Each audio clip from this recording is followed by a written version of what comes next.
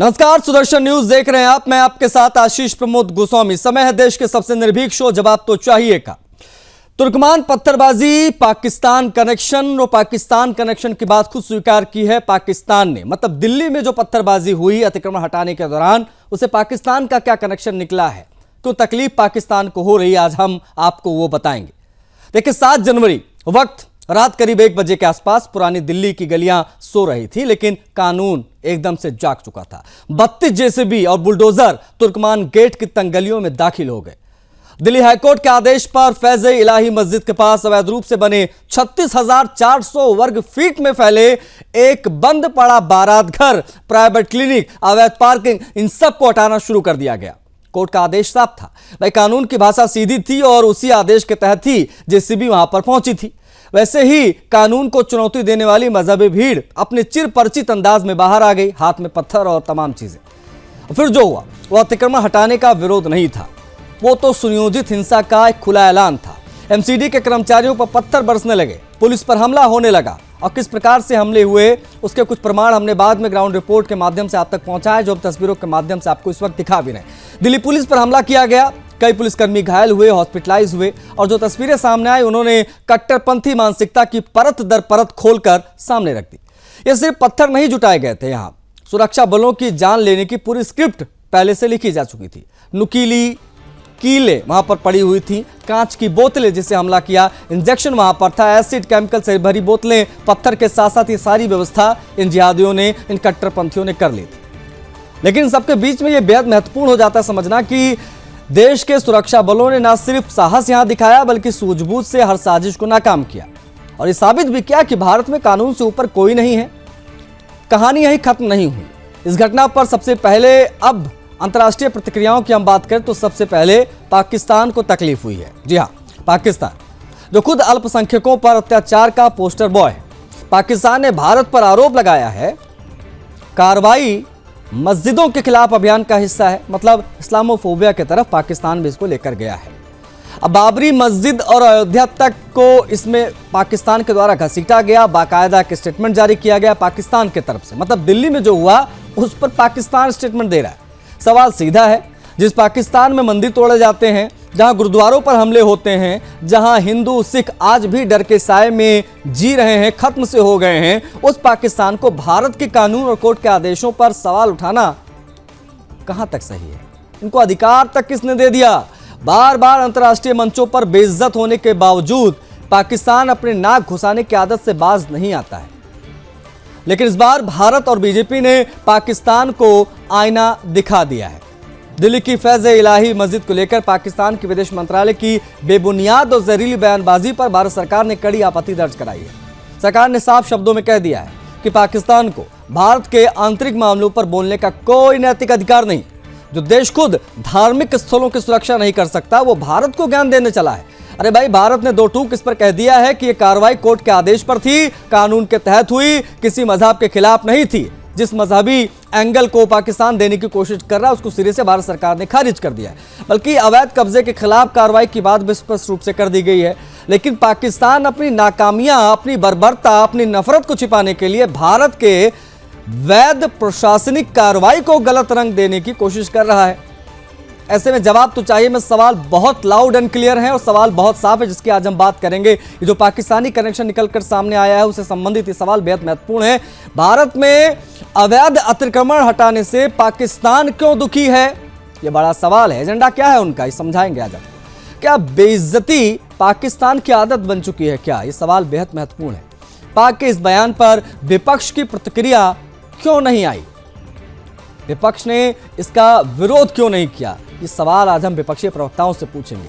मजहब के नाम पर चलने वाली ये दुकान बंद कब होगी, जवाब तो चाहिए। मैं आज एक सवाल ये भी पूछूं।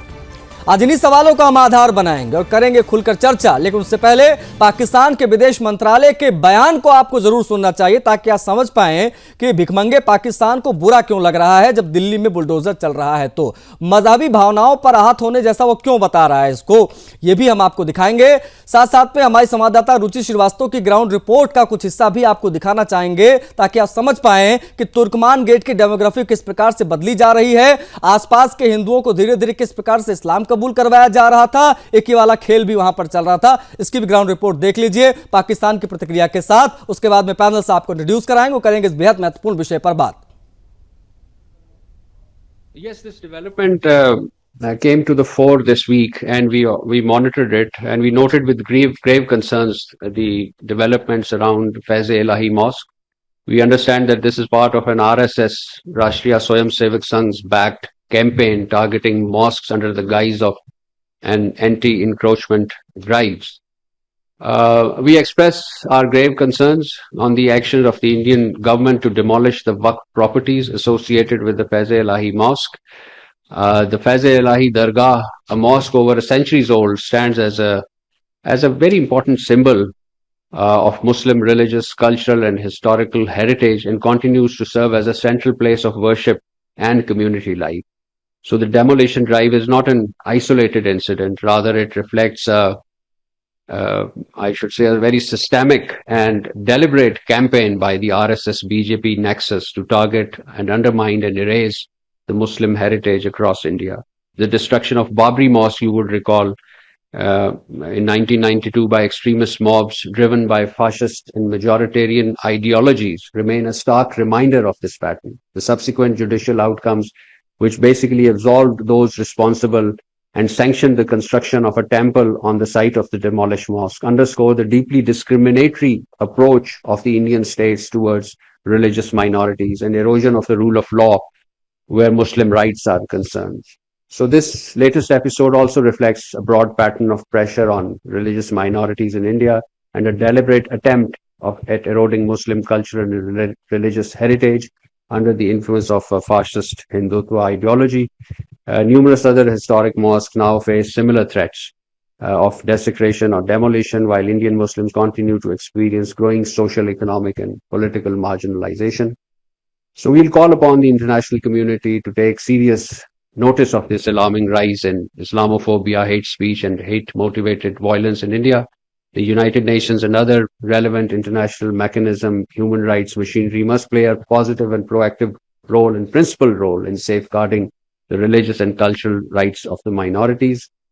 We urge the government of India to fulfill its constitutional and international human rights obligation by guaranteeing the safety and security of all religious denominations, including Muslims, by protecting their places of worship in accordance with international law and universally recognized human rights standards.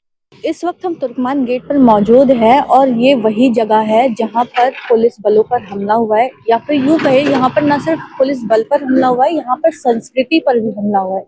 संस्कृति पर हमला इसलिए हुआ है क्योंकि आप ये मेरे पीछे बोर्ड देखिए, इस बोर्ड का नाम है शंकर गली, और शायद यहाँ पे और भी कुछ ऐसा लिखा होगा हिंदुओं के लिए, जिसको धीरे धीरे पोत दिया गया है, इस पर पेंट कर दिया गया है और पेंट के जरिए इसको पूरा छुपा दिया गया है।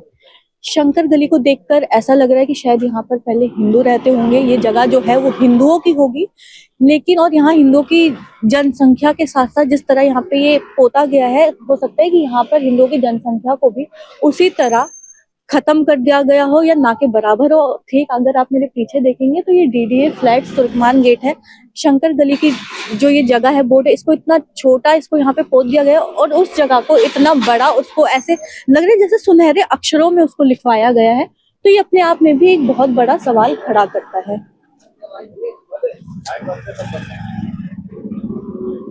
धर्म योद्धा डॉक्टर सुरेश चौहानके जी सार्वजनिक मंचों से कई बार ये बता चुके हैं कि जहां जहां हिंदू घटा वहां वहां देश बटा, और ये बात एक बार फिर से 100% सच साबित हो रही है।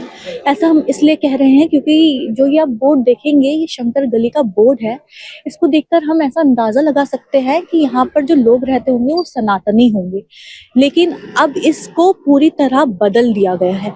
अब ये शंकर गली के नाम से नहीं बल्कि तुर्कमान गेट के नाम से जानी जाने लगी है, और इसका साफ तौर पर ये मतलब है कि यहाँ पर जो हिंदुओं की संख्या है वो अब कम हो चुकी है और यहाँ पर मुस्लिम आबादी ज्यादा बढ़ चुकी है। तो ये अपने आप में ही बात सत्य साबित हो चुकी है कि जहाँ जहाँ हिंदू घटा वहाँ वहाँ देश बटा। और अगर आपको यकीन नहीं है तो एक बार आप यहाँ आइए और यहाँ पर देख लीजिए। हम और बंटी मेरा नाम है, ये मेरी वाइफ है भावना कश्यप। ठीक है सर मैम। और एक्चुअली क्या मेरे जो साले हैं उनका नाम है मनीष। मनीष। नमाज होती है 7:45 वाली, जब भी वो नमाज के टाइम पे हमारे यहाँ टीवी वीवी सब बंद हो जाते हैं, गाने वगैरह। उसका दोस्त यार, उनके क्या नाम है? इकराम, पता नहीं आराम। मेरे बगल में एक फ्रेंड मेरी, वो वलिया है, उसने अपने भाइयों को इसके साथ ही रहता है। आपके भाई के बारे में बताइए, वो शायद नमाज वमाज पढ़ते, कुछ ऐसी खबर है? उसे नमाज पढ़ना नहीं आता, लेकिन उसके दोस्त जो है ना, उसके कल्चर, उसने उसको सिखाया कि कैसे पढ़ते हैं और कैसे बैठना पड़ता है। उसको बैठना नहीं आता है, जैसे वो बैठते हैं झुकते हैं, तो उसको वो सब कुछ नहीं आता, वो उसको दोस्त से सिखाते हैं उसको। तो इसलिए वो रमजान रखता है, रोजे भी रखता है, पूरा भूखा प्यासा भी रहता है, और वो शाम को सहरी अफ्तारी सब कुछ करता है। तो देखा आपने, ये कुछ वहाँ पर जो पक रहा है तुर्कमान गेट वाले एरिया में, पुरानी दिल्ली में, इनफैक्ट पूरे पुरानी दिल्ली में, वो हम आपको ग्राउंड रिपोर्ट्स के माध्यम से भी दिखा रहे हैं। और साथ साथ में पाकिस्तान को मिर्ची क्यों लग रही है, वो सवाल भी हम उठा रहे हैं। मजहब का एंगल पाकिस्तान दे रहा है। पाकिस्तान के बयान पर हालांकि कोई विपक्ष की प्रतिक्रिया भी अब तक नहीं आई है, उस पर भी हम बात करेंगे। सरकार का इस पर क्या टेक है, ये भी बहुत महत्वपूर्ण हो जाएगा कि सरकार इस पर क्या प्रतिक्रिया देती है। लेकिन आज हम बात करेंगे तमाम पहलुओं की। हमारे साथ पैनल में कौन कौन से लोग हैं आपको हम बता देते हैं। इस वक्त जो हमारी जानकारी के अनुसार गौरव तिवारी जुड़े हुए हैं, भारतीय जनता पार्टी के नेता। गौरव जी, बहुत स्वागत है।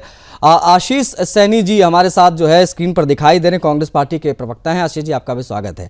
और अभी फिलहाल अकील जी जुड़े स्क्रीन पर दिखाई दे रहे हैं, मोहम्मद अकील खान जी, आपका भी स्वागत है। अकील जी, चर्चा की शुरुआत में भारतीय जनता पार्टी के नेता से करना चाहूंगा, गौरव जी से।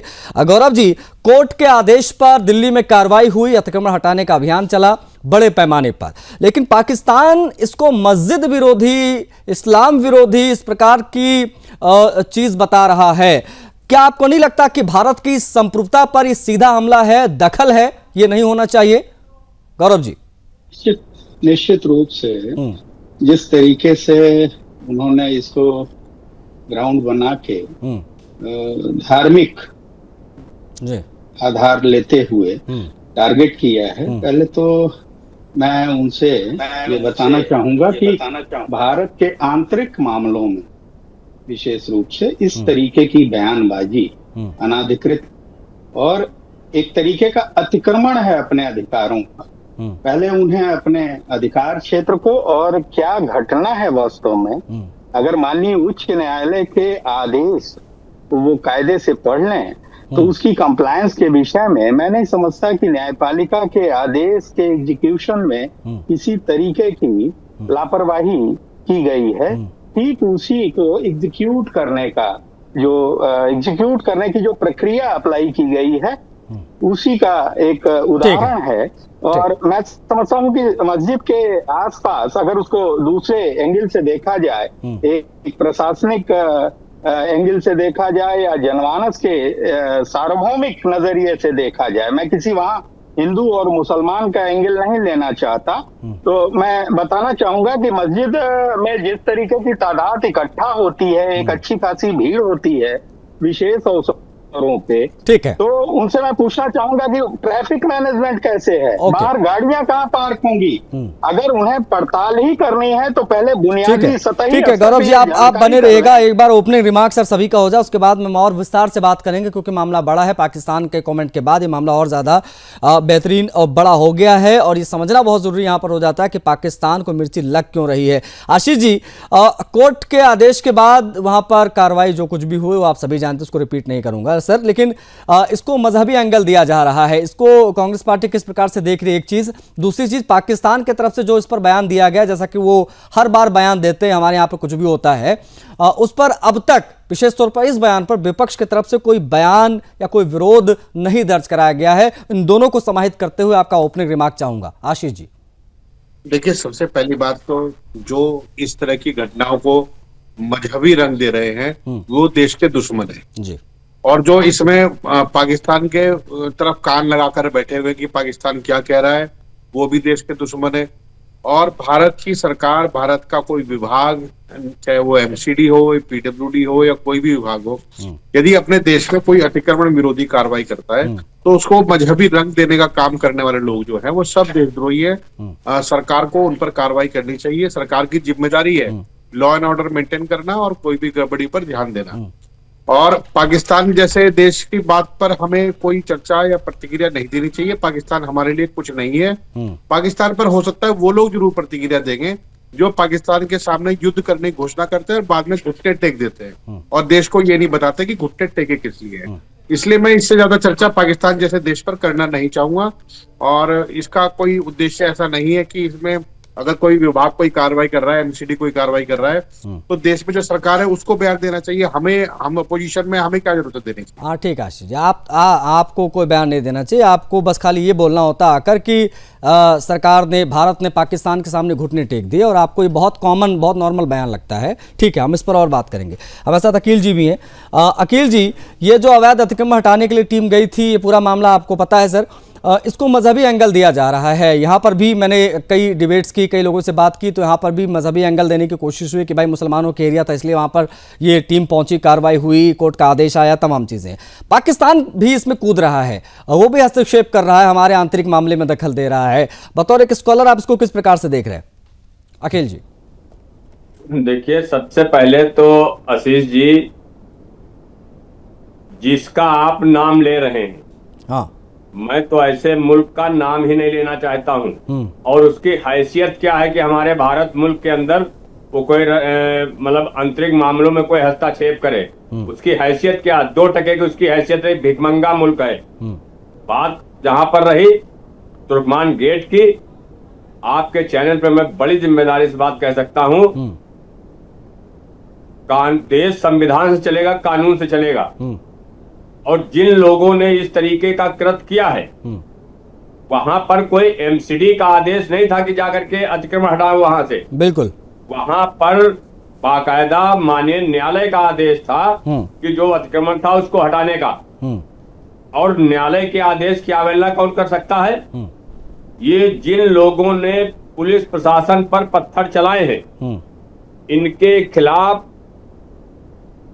वहां की सरकार को, पुलिस प्रशासन को कड़ी से कड़ी कार्रवाई करनी चाहिए। और जो लोग इसमें शामिल हैं, और मैं तो आपके चैनल पे एक और बात कहना चाहता हूं आशीष जी, कि इसकी सबसे पहले तो जांच होनी चाहिए।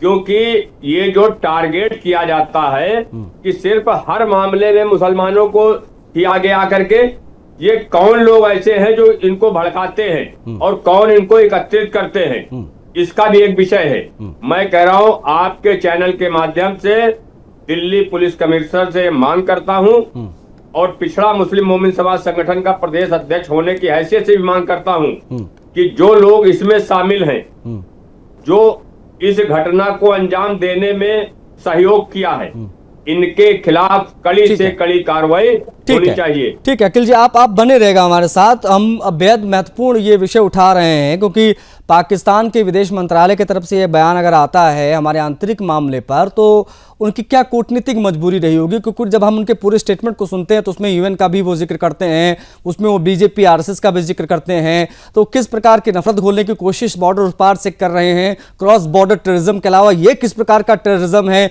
सीएए के मामला हो तो पाकिस्तान की तरफ से प्रतिक्रिया आती है, एनआरसी के मामले पर उनकी प्रतिक्रिया आती है, इस प्रकार के दिल्ली दंगे से पहले जो 2020 में हुए थे, तमाम चीजों पर पाकिस्तान जो है प्रतिक्रिया देता है। मैं आऊंगा अखिल जी, मैं आऊंगा। पूरा पैनल हमारे साथ पूरा जुड़ा हुआ है, हम सभी से बातचीत भी करेंगे। लेकिन आज जुमा था, और जुमे के दिन क्या हालात थे उस एरिया में जहां पर यह कार्रवाई हुई, विशेष तौर पर तुर्कमान गेट एरिया में? हमारे सहयोगी सौरभ की ग्राउंड रिपोर्ट है आज के दिन की लेटेस्ट, वो एक बार देख लीजिए, उसके बाद चर्चा को हम यहीं से आगे बढ़ाएंगे।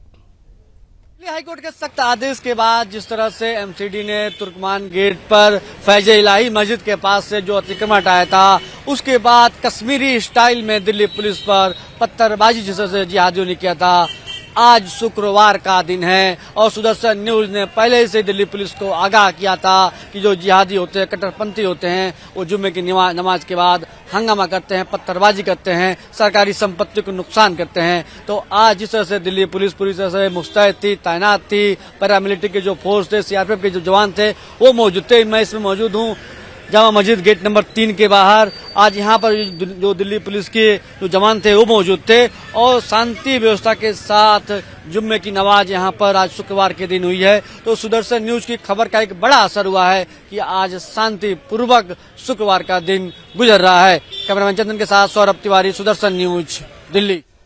तो हम चर्चा कर रहे हैं तुर्कमान पत्थरबाजी के मामले पर, जहां अब पाकिस्तान प्रतिक्रिया दे रहा है इस पर। मजहबी एंगल भी इसको कुछ चंद लोग दे रहे हैं, वो भी अपने आप में बेहद महत्वपूर्ण हो जाता है। बीजेपी, कांग्रेस और मुस्लिम स्कॉलर फिलहाल हमारे साथ जुड़े हुए हैं और बिना किसी देरी के गौरव तिवारी जी की तरफ मैं बढ़ूंगा, जो बीजेपी के नेता हैं, बीजेपी का पक्ष रख रहे हैं हमारी इस डिबेट में। गौरव जी, पाकिस्तान की तरफ से जो स्टेटमेंट आया है उसको इतनी अहमियत नहीं देनी चाहिए, ऐसा आशीष जी का भी कहना है और अकील जी का भी कहना है, और बिल्कुल सही बात भी है। लेकिन उनके स्टेटमेंट को अगर हम ध्यान से देखें तो उसमें वो बीजेपी आरएसएस का नाम घसीटते हैं कि ये ऐसा कर रहे हैं और ये पर्टिकुलर एक समुदाय को वहाँ पर टारगेट करते हैं लोग, ये कहना वो चाह रहे थे, इनकी समरी यही है। इवेंट का जिक्र वो कर रहे थे, उनको जो है अभी जो अमेरिका ने किया उस पर कोई स्टेटमेंट उनका नहीं आया, लेकिन यहां पर जो हुआ उस पर स्टेटमेंट वो दे रहे हैं। क्या कूटनीतिक मजबूरी है पाकिस्तान की और मंशा क्या इस पर भारत सरकार की तरफ से कुछ पलटवार होना चाहिए या आवश्यकता नहीं लगती? एक चीज ये, दूसरी चीज ये जो अभी आशीष सैनी ने कहा कि ये लोग घुटने टेक देते हैं पाकिस्तान के सामने, उस पर भी आपका कमेंट महत्वपूर्ण होगा। गौरव जी, देखिए, सबसे पहली चीज है कि एक तरफ से जो बाकी के सहयोगी हैं हमारे कांग्रेस के एंड पे और जो एक और, दोनों का स्टेटमेंट आप मिला जुला जैसा आपने कहा कि एक तरफ तो वो कहते हैं कि पाकिस्तान के साथ इस विषय पे हमें नहीं साझा करना है, लेकिन जाते जाते जो वो चुटकी काटते हैं तो मतलब क्या है? जब सीधी सी बात है, हाईकोर्ट के, और दोनों चीजें कह रहे हैं, वो ये जानते हैं कि हाईकोर्ट माननीय उच्च न्यायालय के आदेश का एग्जीक्यूशन हुआ हो, वहां इस तरीके की चीजों पे इस भाजपा या आरएसएस को एंगल बना के चुटकी काटना, अर्थात मैं ये कहूंगा कि एक आदमी रोटी सिका रहा है और एक आदमी रोटी बेल रहा है। पहले तो ये दोनों सहयोगियों से मैं चाहूंगा कि अपना एजेंडा क्लियर करें कि वो इस मुद्दे पे, अन्य मुद्दों पे वो चुटकी काटते हैं, मुझे कोई आपत्ति नहीं है, लेकिन इस मुद्दे पे, जिस मुद्दे को, जैसा कि आपने कहा कि वो एक प्रबुद्ध तबके से हैं, तो मैं ये जानना चाहता हूं स्पष्ट रूप से आपके इस सम्मानित पटल पर कि उनका एंगल क्या है, वो कहना क्या चाहते हैं, यहाँ क्यों उनको ये बात मजबूर कर रही है। वो स्पष्ट रूप से कहे ना कि माननीय उच्च न्यायालय के पर्टिकुलर उस तारीख में पारित आदेश का एग्जीक्यूशन हुआ है। नहीं गौरव जी, वो तो इस पर स्पष्ट रूप से कह रहे हैं कि हाँ भाई वो जो कार्रवाई हुई है, वो गौरव जी वो कह रहे हैं कि भाई जो कार्रवाई हुई वो ठीक हुई है, भाई हाईकोर्ट का आदेश था, उस पर तो कोई विरोध नहीं कर रहा है।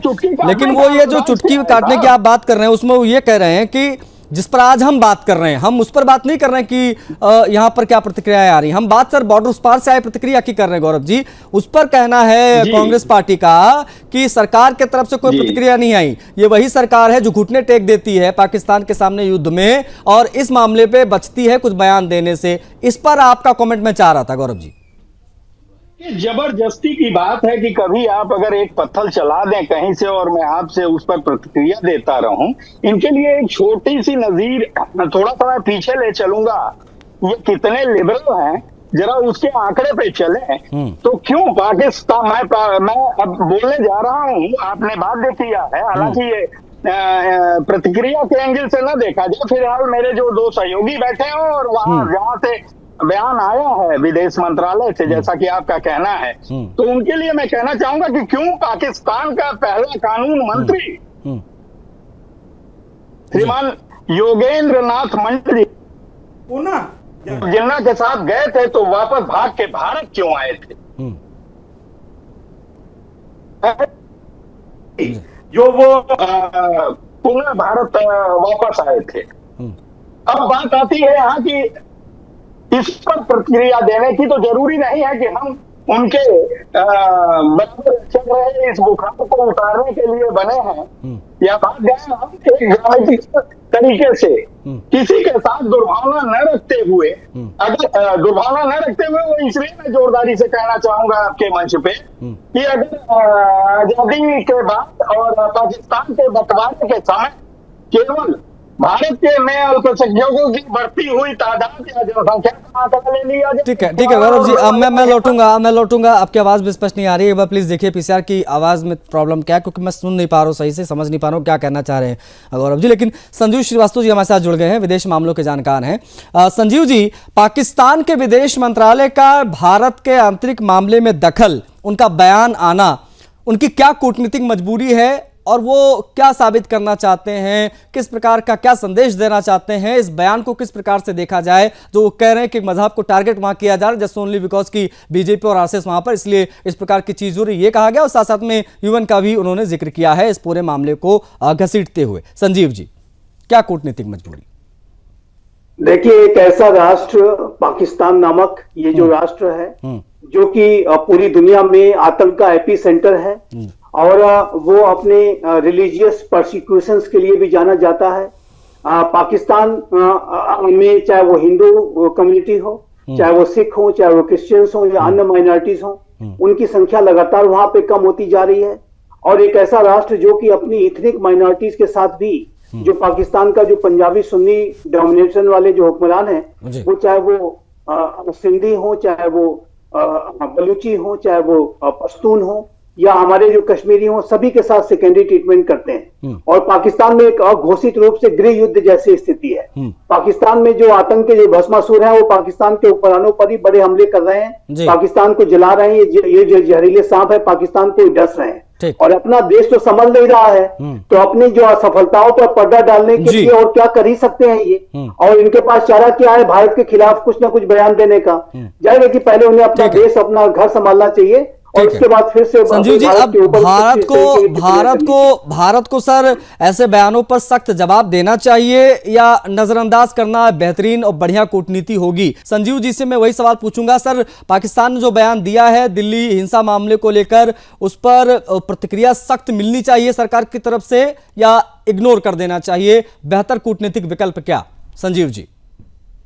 देखिए, इस तरीके के जो बयान हैं वो जाहिर है कि भारत के आंतरिक मामलों में जो दखल देने की, ये पाकिस्तान के जो पंजाबी सुन्नी डोमिनेशन वाले और हर तरीके की जो अराजकता करने वाले जो हुक्मरान हैं, उनका बयान स्वीकार नहीं है। और इस तरीके के अगर बयान वो देंगे तो ये भारत, उसका जाहिर है कि उसको कड़े तरीके से उसका प्रतिवाद किया जाएगा। जब भी कभी इस तरीके के प्रश्न उठाए जाते हैं तो भारत उसका माकूल जवाब देता है और पाकिस्तान को बार बार एक्सपोज करने का कार्य भारत करता है। और भारत के विदेश मंत्रालय के प्रवक्ता के द्वारा एक बार फिर से इसको ये कहा गया है कि पहले अपने घर के, अपने गिरबान में झांक कर देखिए और अपने घर को संभालिए पहले, और वहां पर क्या हो रहा है उसके ऊपर फोकस करेंगे तो ज्यादा बेहतर होगा। नहीं तो ये आपका जो राष्ट्र है वो जाहिर है कि बड़े संकट में पहले ही है और कई भागों में भी विभाजित हो सकता है, ये मैं स्पष्ट रूप से देखता हूँ। तो ये जो पूरी स्थिति है पाकिस्तान की, ये अपनी नाकामियों पर पर्दा डालने के लिए, अपनी विफलताओं से वहां की जनता का ध्यान मूल मुद्दों से भटकाने के लिए ये भारत विरोध का आश्रय पहले से ही लेते रहे हैं। और एक बार फिर से उन्होंने भारत के बारे में कमेंट किया है। भारत की सरकार में के द्वारा ये जो एमसीडी की जो कार्रवाई है वो दिल्ली हाई कोर्ट के आदेश पर एक अतिक्रमण हटाने के लिए की गई कार्रवाई थी। लेकिन इसके संदर्भ में जिस तरीके से कुछ अराजक तत्वों ने इसको एक सांप्रदायिक रंग देने की कोशिश की, उनके खिलाफ कड़ी से कड़ी और सख्त कार्रवाई होनी चाहिए। भारत में इस तरीके की जो घटनाएं, इस तरीके की साजिशें और देश के अंदर सांप्रदायिक सौहार्द के माहौल को बिगाड़ने की जो साजिशें हैं वो बर्दाश्त नहीं की जाएंगी, ये बात बिल्कुल स्पष्ट है। और इस तरीके की जो कार्रवाई, जो भी ऐसे पत्थरबाज हैं, उनके खिलाफ सरकार बहुत ही सख्ती के साथ पेश आने जा रही है, इसमें कोई दो राय नहीं है। ठीक है सर, आप प्लीज बने रहिएगा। अकील जी हमारे साथ हैं, उनसे भी हम बात करेंगे। आशीष सैनी हमारे साथ है। आशीष जी, जब भी आपसे इस प्रकार को कोई सवाल मैं पूछता हूं तो आप घुटने टेकने वाली बात जरूर हाईलाइट करते हैं, क्यों ऐसा होता है ये भी मैं आज समझना चाहूँगा। साथ साथ में मेरा सवाल भी आपसे रहेगा और ये आप ज़रा बताइए कि 1971 की जीत के बाद 93,000 पाकिस्तानी सैनिकों को बिना शर्त छोड़ने वाला कौन था और शिमला समझौते में पीओके का मुद्दा किसने दफनाया था? इस पर भी एक छोटा सा कमेंट कर दीजिएगा। और साथ साथ में ये भी बता दीजिए, चलिए लगे हाथ, जब कश्मीर पर कोई बयान पाकिस्तान देता है तो उस समय कांग्रेस का कौन सा नेता उनका विरोध में खड़ा होता है?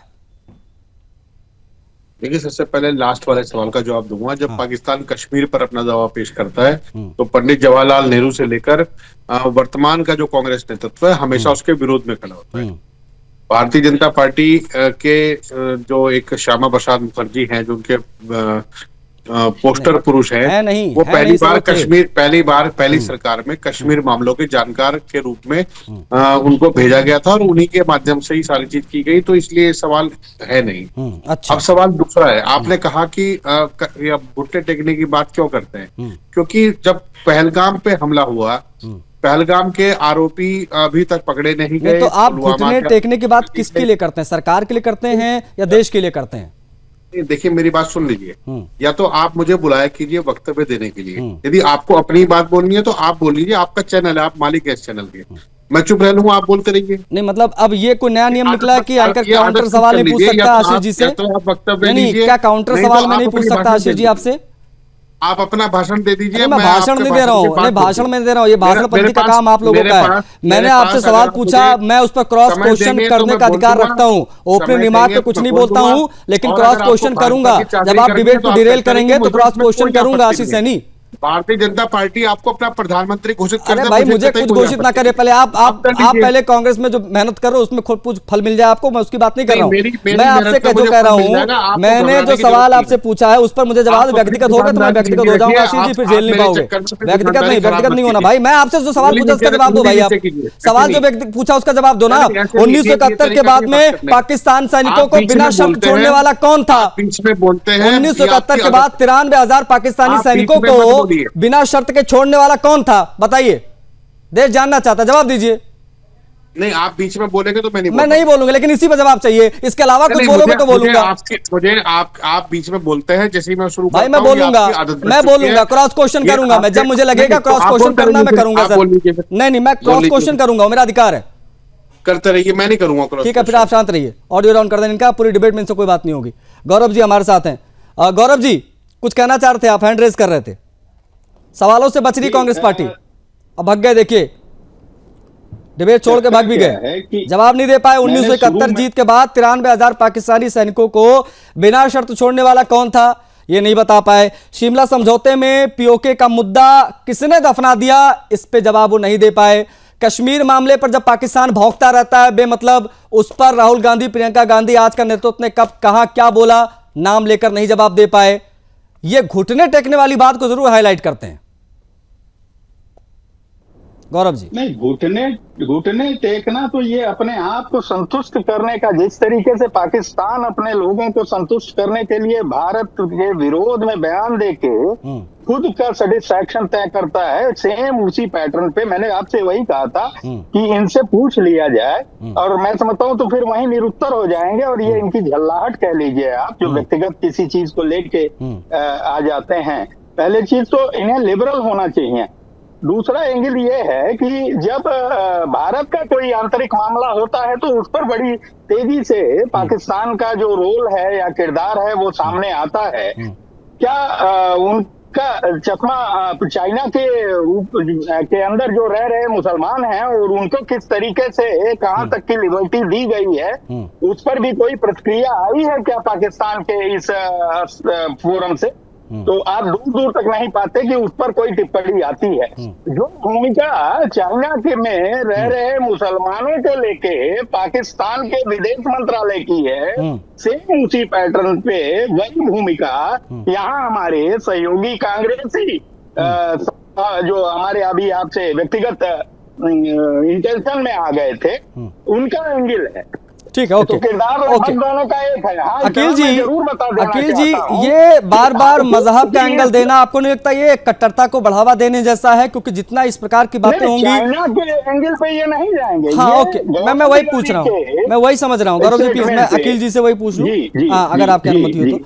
अखिल जी, ये मजहब का एंगल देना आपको नहीं लगता है कट्टरता को बढ़ावा देने जैसा है? कल को कहीं और इस प्रकार का कोई एक्शन हुआ तो फिर से पत्थर चल सकते हैं इस प्रकार के एंगल देने की वजह से। अखिल जी। आशीष सर, मैंने पहले भी आपसे बात कही और आपके चैनल पर कही कि सबसे बड़ी चीज ये है कि ये जांच का विषय है। जो लोग इसमें उकसाने काम करते हैं और भीड़ इकट्ठा करते हैं, तो ये जांच का विषय है।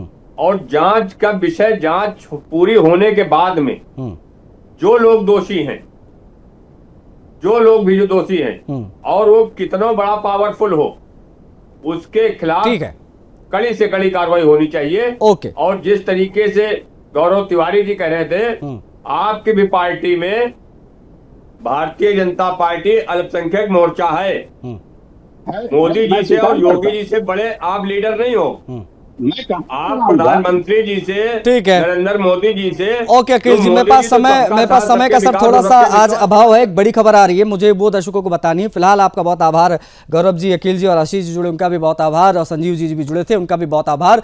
देखिए बहुत साफ है कि भारत का कानून कोर्ट से चलता है, संविधान से चलता है, लेकिन पाकिस्तान का कानून शायद भीड़ से चलता होगा, इसीलिए उनको इस प्रकार की तमाम चीजें जो नागवार गुजर रही हैं जब यहाँ पर कोई एक्शन हो रहा है। शायद यही फर्क भी है भारत और पाकिस्तान में। इस डिबेट में इतना ही, मुझे आज्ञा दीजिए। जय हिंद।